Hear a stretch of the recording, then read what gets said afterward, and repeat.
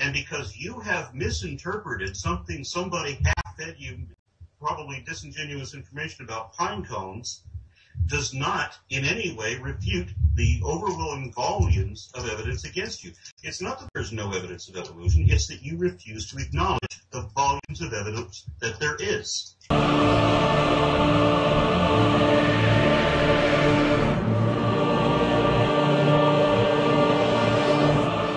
Hello, can you hear me? Very clear. Okay. I have a basic question regarding evolution. If you take a look at pine cones actually used to be a lot bigger several decades ago. And now Let me stop you there. Do you know how big the sugarcane pine is? So how is that an adaptation? How is pine cones getting smaller an adaptation? They're not. The sugarcane pine is huge. How is it a beneficial? Okay. Can I answer real quick? There are two things. One is that there are many species of trees which produce pine cones. So it's not like there's just a stereotypical pine cone. There are certainly very, very large, and I'll let Thunderfoot elaborate on that, pine cones. Second of all, so no, the pine cone size in general isn't going down, but if you were to take a look at it, how much energy the tree would have to expend into making its seeds, well, I mean, if it were to be able to accomplish the same thing using less energy, that would be advantageous. But bigger isn't always better. I mean, that's sort of an American mentality. I would also like to interject something that so many creationists have a problem with evolution because they're thinking in a linear sort of a pattern where every single pine cone producing species is all following the same pattern. Now, while evolution does affect the population, it doesn't affect every single species in that population all at the same time. We are talking about diversity. We're talking about different species that emerge and branch and become more diversified and more distinct. So some of them may be reducing the size of their pine cones for whatever reason, but it's not affecting every species in every region. Truthful Christian, would you acknowledge, or would you agree rather, to the fact that certain species of pine trees create larger pine cones than others? Yes, but the same thing with dragonflies. Dragonflies actually used to be a lot bigger. And let's stick with pine cones for the moment. Let's stick with pine cones for the moment. If I may answer, so if certain species of pine tree produce larger pine cones than the other, and the species producing the larger ones were to be in a decline for whatever reason, would that not explain why, in your opinion, the net pine cone size is decreasing? I mean, pine cone size is decreasing. I'm talking about the average pine cone size.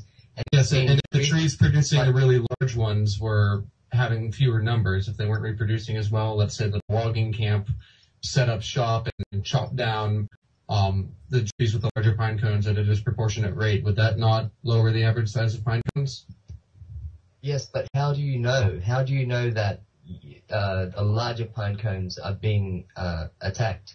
I'm not an expert on pine cones. You had the question, so I'm sorry. I'm going to interrupt just for a brief second. Somebody is messaging in the comments section that people are interrupting Truthful Christian too much. We obviously want to treat everyone the same and with respect and courtesy. So if he has a point, please let him make it. Okay. Sorry. Go ahead. Okay. I'm sorry if my question sounds a bit stupid. I'm not an expert on evolutionary biology, but what I'm saying is that if you wipe out the population of larger pine cones, you'd only be left with the population of smaller pine cones. But that's not evolution at all. It's just saying that if we take out and remove all the pine cones which are big, then we would have left the smaller pine cones. But that's not proof of evolution. I had never used pine cones as proof of evolution. Evolution says that within every generation there must be a beneficial mutation. But this obviously isn't what we're seeing. We're seeing right, and it's not what we're saying either. Evolution doesn't require that. Truthful, I'm supposed to be moderating this. Truthful's made a point that there should in every generation be a beneficial mutation. Aaron, could I ask you to address that point, please? Yes. in every generation, we want to have something that is not so negative that it kills the organism. I think that's about the only criteria we have. What we would like to see in evolution, or what evolution needs to in order to operate, is that there be occasional beneficial mutations if something is going to become more complex or what have you, or improve it all, but it doesn't have to. It doesn't always have to get more complex. It doesn't always have to improve, and it certainly doesn't have to do so in every generation. There's no requirement based on every generation. And all it is diversity. It's not ascension. It's not moving upward. It's not getting better and better all the time. It's becoming more diverse. It's one species becoming two, and then two becoming four, and each of them being somewhat more distinct. Some of them smaller, some of them larger, some of them slightly different color. But and every one is going to have mutations. As long as they're not deadly to the organism, they're fine. As long as they don't impede the progress of that mathematically over the population of their ability to reproduce and spread their seed throughout the world, then they're fine. They don't have to be beneficial, and they certainly don't have to be beneficial in every generation. Truthful, could I just ask a question about this? It seems to be what you're saying, that the decrease in size is some sort of proof against evolution.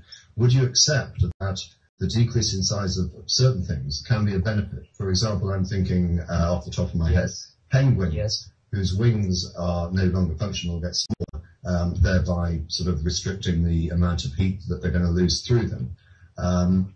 So something getting smaller isn't necessarily a bad thing. Yes, I agree with that. But my question was what was the cause that caused the pine cones to get smaller? Was it a survival pressure? Was it predators? What was the cause? Let me start. But the question is very vague in that, first of all, what is your actual source of data that pine cones are getting smaller? And the fossil record. If you take a look at the fossil record, it shows that the average size of pine cones have decreased over the last several decades. And I've seen fossil pine cones that are quite small. I've seen real life pine cones that are quite small. I've seen live ones that are quite large. I don't remember seeing a fossil of one that is quite large. But I don't see even where you're going with this. What is the relevance of what you're talking about? It doesn't seem to be that the fact that you're basing whatever your point is, it doesn't seem that what that is actually legitimate. But assuming that it is, what is your point? My point is that evolution is not happening because there is no evolutionary cause that caused the pine cones. Excuse me. Yes. We have documentation for directly observed speciation, both in the lab and in naturally controlled conditions in the field. We have billion-dollar biotech industries. We have the agricultural community. We have triticale. We have all the evidence that we've ever needed that we can actually watch evolution happening in real time and employ it to practical application to life-saving benefit for millions of people across the planet. And because you have misinterpreted something somebody half-fed you, probably disingenuous information about pine cones, does not in any way refute the overwhelming volumes of evidence against you. It's not that there's no evidence of evolution, it's that you refuse to acknowledge the volumes of evidence that there is. Whatever is happening to pine cones, that does not stop the fact that we have documented occurrences of macroevolution, of the emergence of new species according to natural selective processes. May I ask you a quick question, Truthful Christian? I'd like to ask this following question. If I cannot provide you, or if no one in this call can provide you with an explanation for why pine cones are different today, according to you, than they were in the past, do you feel that lack of explanation actually refutes evolution? In a way, yes. Why is that? In a way. Because, see, I'm a Christian, and, you atheists, you're supposed to explain how the universe began. You're supposed to explain how evolution works, how abiogenesis works. Let's just be a little clearer on that. The diversity of life. You're supposed to explain that. Okay, why is it that Christians have no obligation, no responsibility to live up to your name? All right, why is it that we have to come up with all of the answers? And any failure we come up with Anything that we can't answer, you then get to say, aha, you didn't know the answer. That means it happened by magic. If I may interject real quick. Once again, us Christians, we do have evidence, and once again, I point to the fossil record. If we take a look at the fossil record, humans actually used to be a lot bigger, and humans are getting smaller. I'm sorry to interrupt. Please let him finish. He's saying that he's got proof in the fossil record. Can you just repeat that point, because people were talking over each other, truthful?